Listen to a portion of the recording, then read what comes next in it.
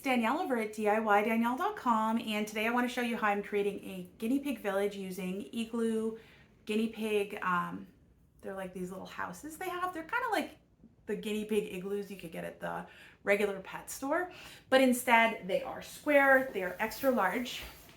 So I was gonna make my own, but I figured I've been planning to make my own for like 2 months now, and the supplies are sitting in a pile outside. So we're gonna do this, and if I get time to do it later, we're gonna do it that way too. But for now, I'm gonna use these. These are made by Omelette. If you send me an email, I can send you a 6% or an email with a 6% code if you haven't bought from them before.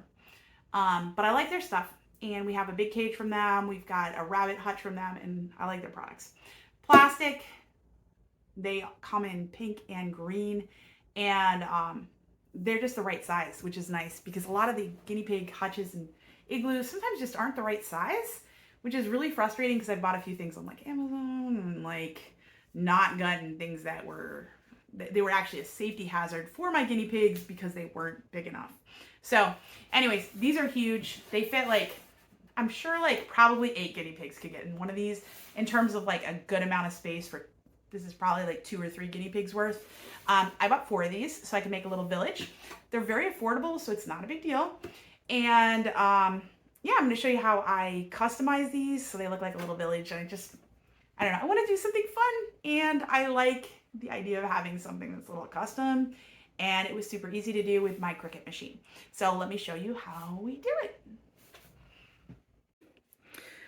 Okay, so the first thing you're going to need is you're going to need a Cricut machine. You're going to need some permanent vinyl, and you're either going to need a mat or a roll holder. In this case, I've got the Cricut Maker 3, which can use the smart vinyl without a mat, so we don't need a mat in this case.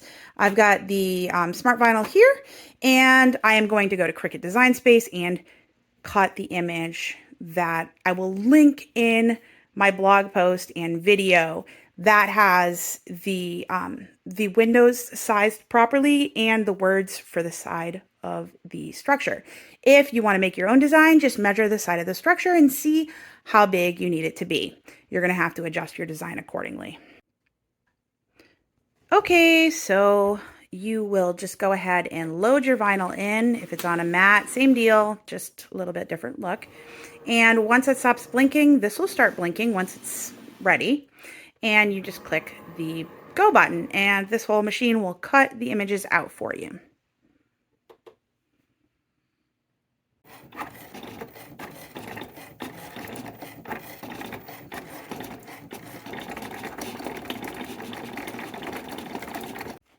Okay, so in this case I cut 2 windows here, but what I like to do before I get started is just go ahead and separate the designs. You got to be careful because sometimes it's hard to see where one design starts and one ends, but this just makes it easier for weeding.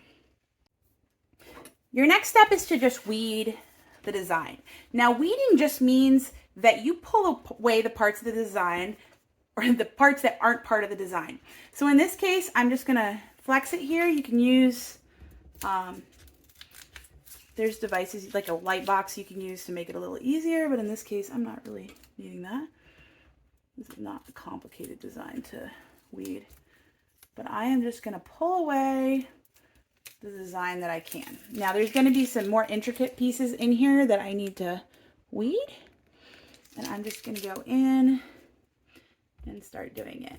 With the design that has the florist or the floral pieces inside the window, it's a little more complicated. Oh wait, it stays there, whoops. And you just have to kind of go slow and make sure you don't pull anything off you don't want to. Occasionally I'll pull off something little that won't make a big difference, and I don't care, but I try to get it right for the most part.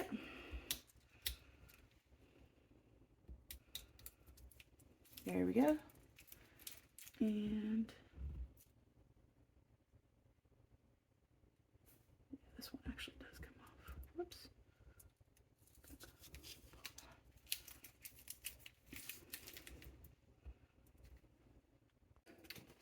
Now, okay, once you get this weeded and you're ready to put your design on, you're going to put something called transfer tape over it. This is called transfer tape, and it's already over my design for this side. So what I want to do is go ahead and peel away the back of the transfer paper. The problem is I do want to make sure that my design remains sticking to the transfer paper during this process, otherwise I will lose it. But as you can see, I'm just going ahead and pulling it like this.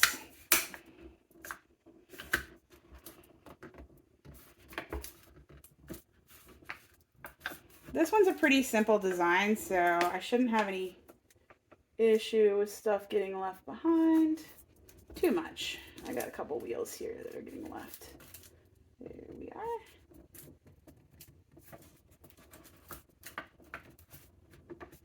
Sometimes you have to worry about like the insides of letters and stuff getting left behind, the apostrophes, commas, that sort of thing. And you try to not pick up any extra dog hair or anything on the way. My room is covered in feathers right now, and I have a dog, so anyways, that's what we're at. So I'm going to go ahead and center this on here. And go ahead and just stick it right on. Now, some people don't realize you have to remove the transfer paper after this. So you want to press this on really good. In this case, that wasn't pressed on well enough, so I'm going to go back and just press it on. And you can peel it off. Just peel it off carefully. Make sure everything's pressed on nice and good, especially for outdoor stuff. And then you can peel it off just like that. So there you go. You have the whole side finished. Now I'm going to go and put on a window as well here. But it'll be the same process. I'll just make a smaller piece here.